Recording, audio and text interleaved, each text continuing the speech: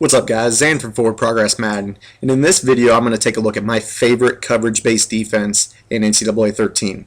Now I want to go ahead and preface this video by saying that I am not a huge fan overall of coverage-based defense where you're dropping 9 or 10 guys into coverage and only rushing 2. The reason is I don't like my opponent to dictate the pace of the game. Typically when you see me run a coverage-based defense, it will be after I have blitzed the heck out of my opponent and I just want to throw them a change-up. The only time other than that I'll run a coverage-based defense is if I don't know what else to do. My opponent is just throwing me all over my defense. I can't get my guys to jump the routes. I can't get a stop. And I don't know anything else to do. When that is the case, I like to go to the play quarter normal, 3 double buzz.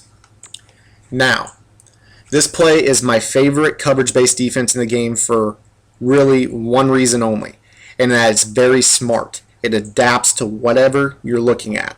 And I'm going to show you a prime example here. We're going to come out in the 3 double buzz, and we're going to come out against a 5 wide receiver tight formation. We're just going to come out in Z-spot shake. That's fine. It doesn't matter. We're not going to run a play right now anyways. Three receiving options to the right of the quarterback, 2 to the left. 5 wide receiver set. Look at the relationship of the free safety and strong safety to their corresponding slot corners.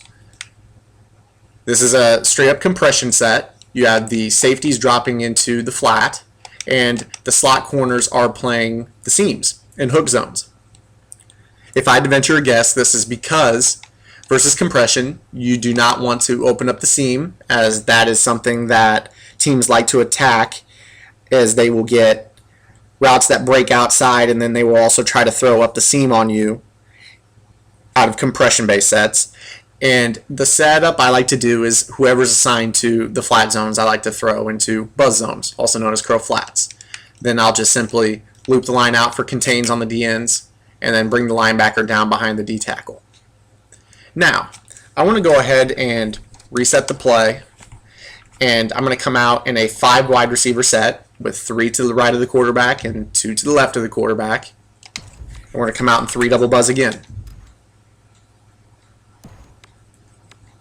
So we come out in the 3 double buzz, and as you can see, it's the same. 3 to the right, 2 to the left. The only difference is the formation is not compressed.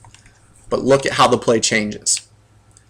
Now the safeties are playing hook zones. They're coming down into the box. What this is called is robber coverage. Typically the safeties will come down into the box and try to rob passes over the middle, while the slot corners are now in the flats. They are the ones that go into buzz zones, or curl flats, whatever you like to call them. Now, why is that against this formation that's more spread out? If I had to venture a guess, the slot corners are now in the flats because they want to take away your typical quick flat passes that teams like to throw out of spread sets. If they see the outside corners drop, they typically go to the flat quickly and attack and get short yardage underneath. Now, I'm going to try to go ahead and go to kind of what I would like to consider a hybrid set.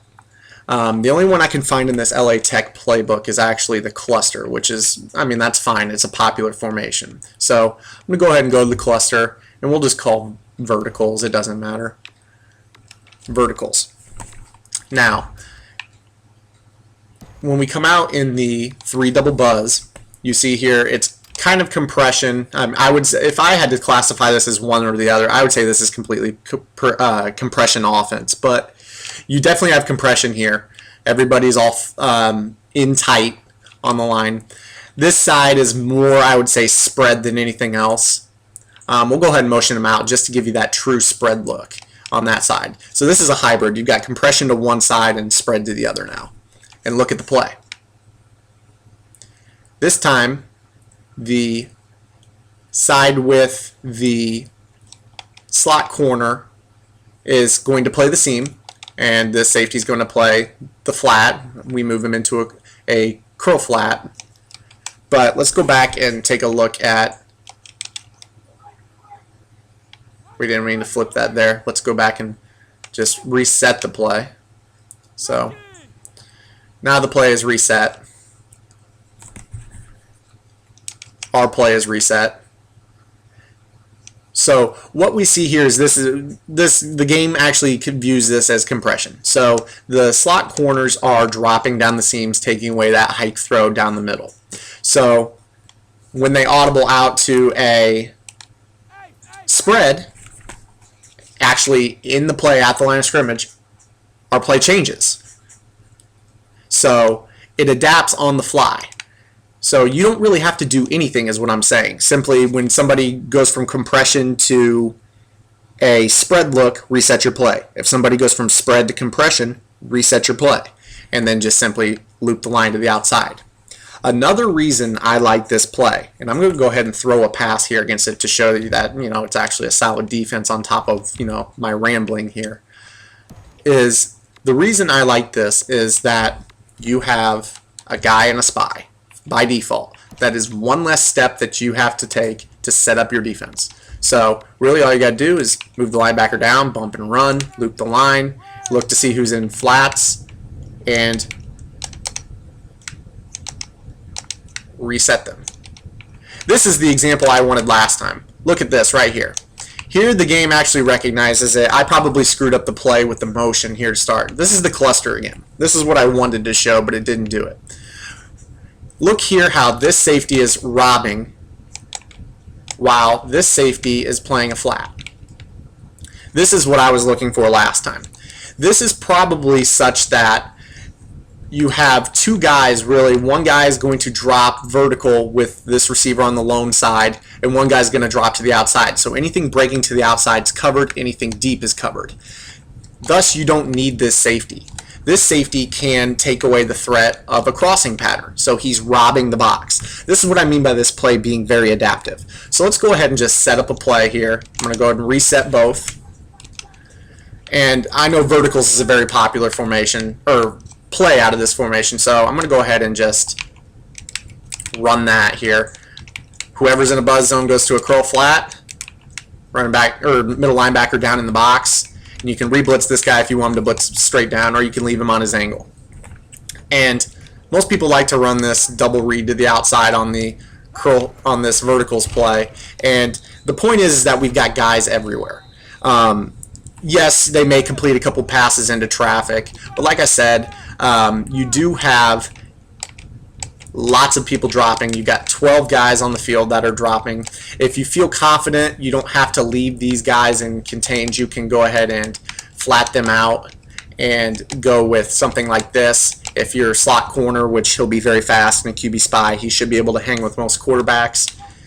And you just really have to make a read on what you want to do. Jacory Brissett just makes a bad throw here, but as you can see, we've got guys dropping all over the field. Little to no setup to zone out everybody. Look at the middle. You've got 1, 2, 3, 4 here, 5. And this guy's actually in a deep zone, but he's playing short right now. 6. 6 guys with 3 guys. Maybe this guy drops deep, so 4. This guy basically plays short and then drops deep on the play. So you've got this pretty good double layer of pass defense here. So we'll go ahead and rewind.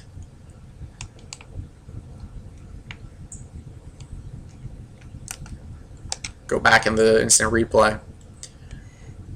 Just look at all the bodies dropping everywhere. And you see that verticals route tries to, it has a chance to get over the top. What I would do on this is I would use the left safety that is robbing over the middle, and you could cover that deep cross pattern. But there's really nothing that is wide open. You might be able to throw that wheel to the inside, and you certainly can't take off because of the player dropping in the spy over the middle. The middle is absolutely covered. You can't throw short, maybe a drag for 1 to 2 yards. But as far as a coverage-based defense, this is the easiest play to set up. It adapts for you when you come out of the snap. You don't have to worry about who goes in what. Just make sure that whoever is in the buzz zones goes to the curl flats, or you can just leave them in flats if you feel comfortable with that. And whoever is in the hook zone stays in the hook zones. And then make sure the middle linebacker stays down in the box and deters the run, and it's really like so. You might be able to get the ball to this RB receiver over the top, but it's a tough throw to make. just guys everywhere, and that's what you need out of a coverage-based defense. You still have one guy rushing, so they won't have infinite amount of time in the pocket to make a throw to an open receiver, but at least you are somewhat dictating where they can go with the ball out of a coverage-based defense, which is something that you have to do if you're going to drop 10 guys into coverage. So take a look at 3 double buzz out of the quarters, normal. It's the smartest play in the game. Thanks, guys.